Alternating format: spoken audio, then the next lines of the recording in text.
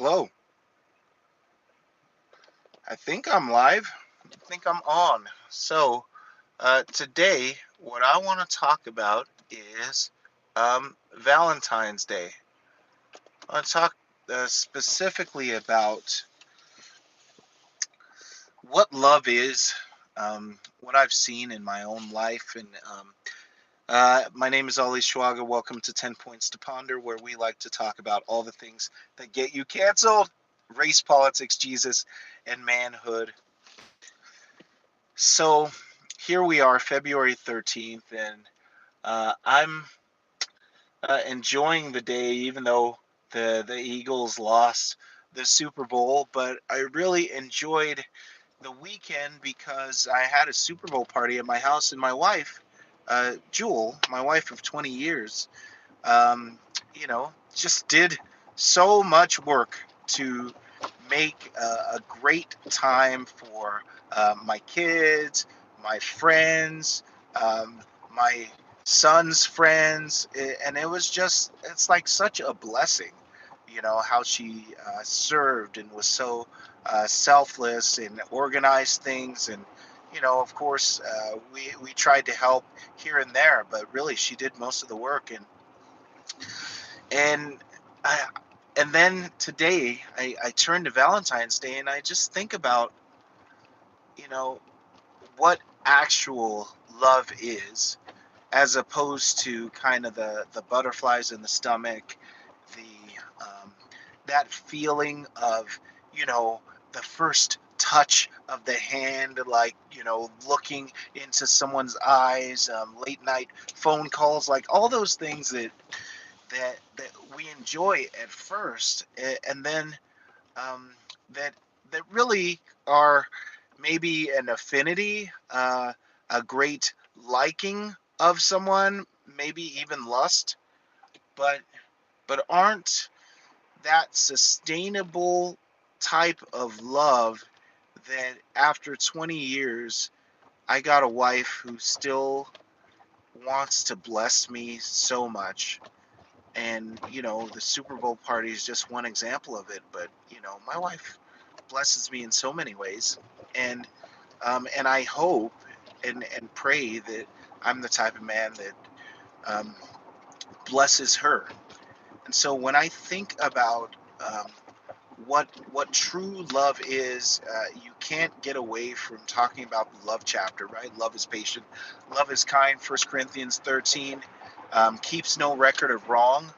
Um, I think that, what sustains love, though, is the will. At a certain point in a relationship, it becomes less about the feeling, the emotion, and you get into a rhythm where, and people almost frown on this, where it becomes almost like a job. But if you're working a job and you're a good employee, you're going to have times where you feel fantastic about the job, and there are other times where you're just doing the job. And you continue on in the job, obviously, because there's some gains and some benefits. But even far more than any job, you have love between a husband and a wife, and that actual will to love the other person. I still remember my marriage vows, um, where that is what I said. That's what I vowed to my wife: is not only will I love you, but I will to love you. And so, as it gets difficult, as maybe I don't feel like, getting up late at night to go and check on what's going on or the sound that you heard, I will to do it. I will to do it because of love, because that love compels me to ensure that my wife feels safe and secure and protected in our home. That love compels me to, when she wants a drink of water and I know that I gotta, you know, get out of my warm blankets to go do it, I will to do it. I will to do it. because I have chosen to love this person, and as a result, you get to see the fruit of it. Now, what are some of the barriers to a sustaining love? I think the primary barrier, especially in our culture and society, is emotion. Um, it's it's an idea that there's always something out there that's better, um, and it's ultimately just selfishness. So let's talk about emotion for a second. Um, you go through seasons in life, seasons in marriage, where things are high, things are low. You have good days, you have bad days, and yet in all of it, it's so important to ask for the power of the Holy Spirit to transcend even your own emotions and thoughts, so that you don't do it in your own strength. Emotions are high.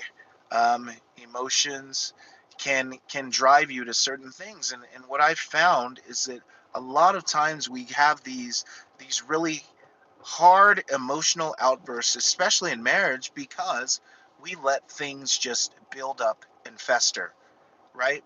We want to, as men, right, have a natural inclination towards seeking the path of least resistance, and so as a man, you might just let things go, let things slide, let something that really annoys and bothers you continue to happen in your house. Maybe how she's dealing with the kids, how the kids seem to maybe get a no from you and a yes from her, and you just keep letting it slide until one day you just go off. You just go off, and it seems like a bomb just exploded. But really, it was because you suppressed and stuffed your emotions. And so, in relationships, if you're going to show true love, then you need to take the example of Jesus, grace and truth. Jesus was full of grace and truth, which meant that he was very forgiving, right? He gave to those that were undeserving, but then he also shared the truth. He also told them, hey, I don't really appreciate that. I don't think that's proper. I don't want that in my house. No matter what happens after that, because sometimes, even after that, I've had times where I've said something and told my wife this is how I feel about something, and she wasn't very receptive. But in the end, I trust the Holy Spirit in her. I trust the Holy Spirit in me, and I trust God to bring us to a place of resolution and understanding. And sometimes it's taken weeks. There have been some weeks where I felt like we were just not um, getting along, and I think the other thing about emotions is understand that it's one issue. One issue doesn't mean that everything is blown up, that everything is wrong. Like you be honest with yourself and just say that, I have a great marriage and I love my wife, except we right now are dealing with this impasse where we're not getting along. Don't let that isolated situation or scenario make you look myopically, and just you look so much at that isolated incident that you forget just all that is going on, all that God's doing through her and in your life, the blessing that you get to be a part of. And so letting issues fester is one thing, but also letting the issue that maybe you might be having become bigger than it needs to be is is another problem that can really harm a long-term and fruitful relationship. And then the second, I think I was talking about is um, this this idea in men that, and maybe it's not just men, maybe it's all people, that that there's always something out there, um, that you know what, I'm done with this. I'm going to move on to something else or someone else. And in that idea, what you're missing is that the newness of maybe meeting someone else, falling in love with someone else, uh, it becomes old after a while.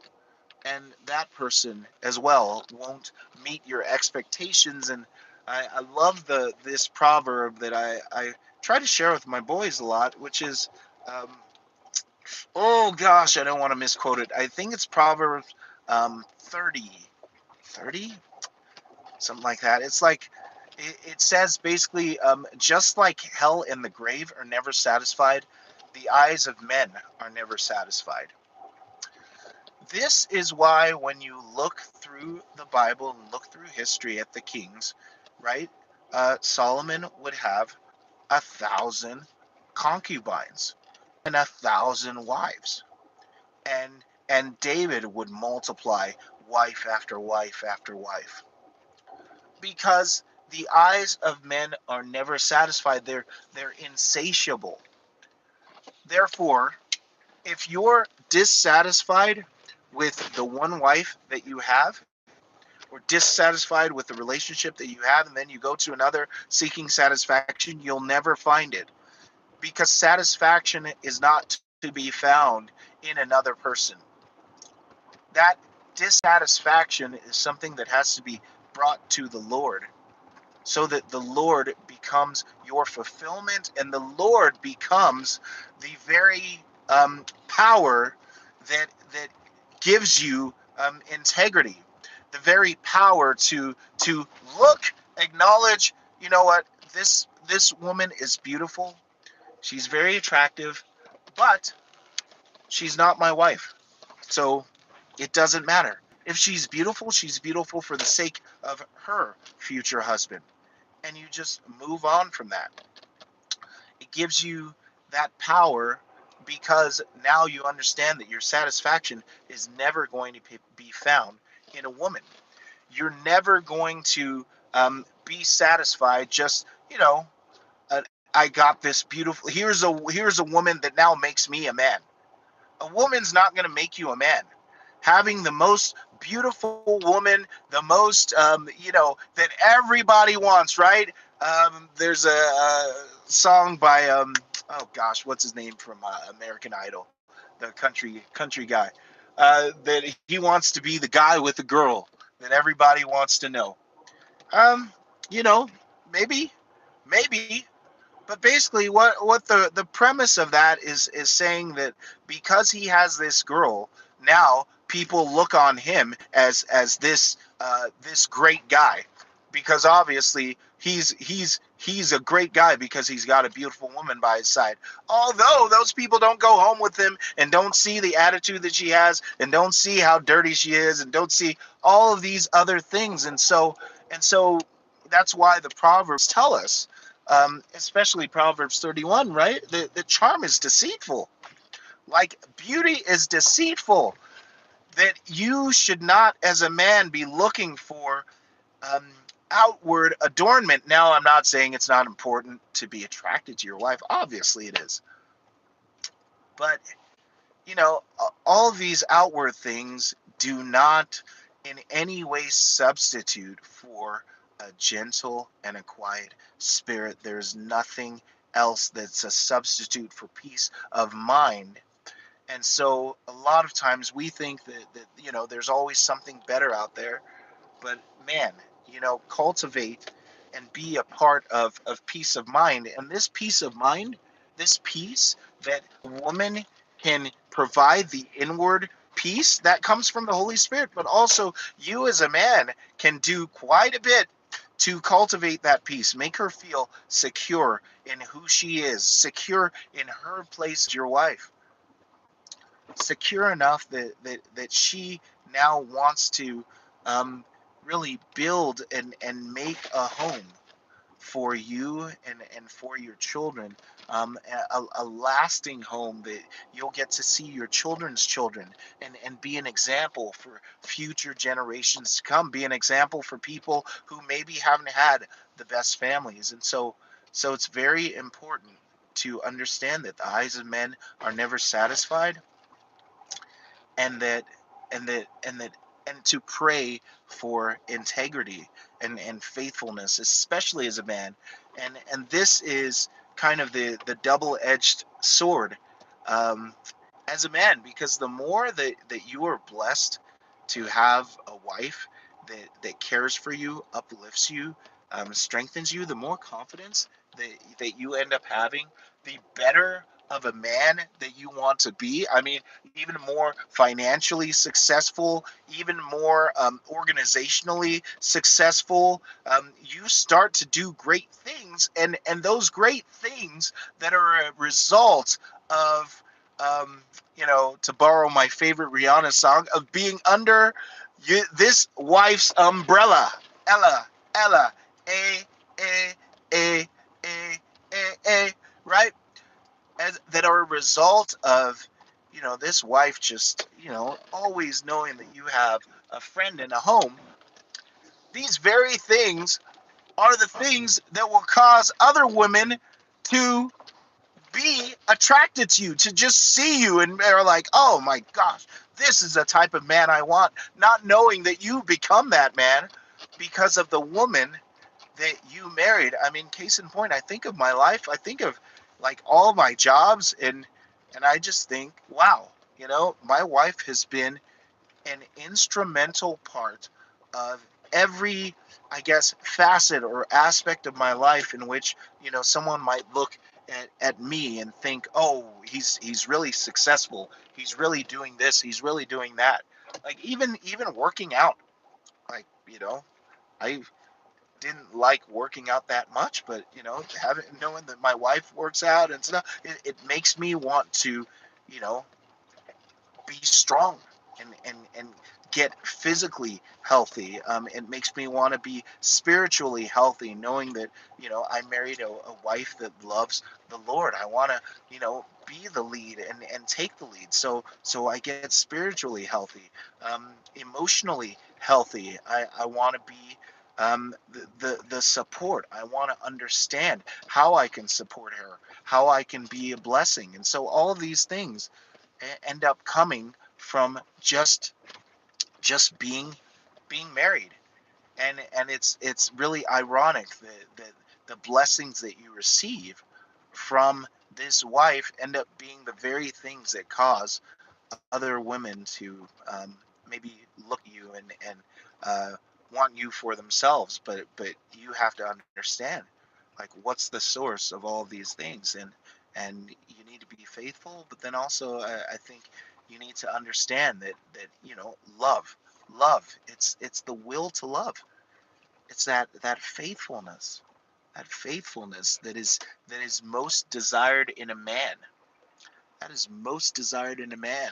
And kindness and gentleness and all these other good fruits. And so as I approach Valentine's Day, I understand and admit that I am not the most romantic of men.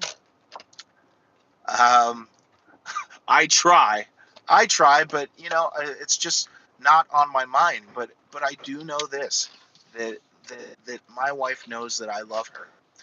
She knows that I love her because I come home every night, because I call her and ask her about my life, because I let her in and talk to her about things that I wouldn't talk to anyone else about. And that's actual love. Like, you can, flowers, cards, candy, all that other stuff, but to share your deep things, like your deep hurts, your past, your pains, your insecurities, with a woman, like, that's love. And it's a shame that our society just, you know will accept the counterfeit of the flowers, cards, and candy, and a bubble bath, and then I take you to some hotel room, and ideally we fornicate. Like, that's a cheap counterfeit for actual love, actual deep, abiding love. And I think that's all for now. So, my name is Ali Schwaga. This has been 10 Points to Ponder. Like, comment, subscribe, share this video. Have a great day.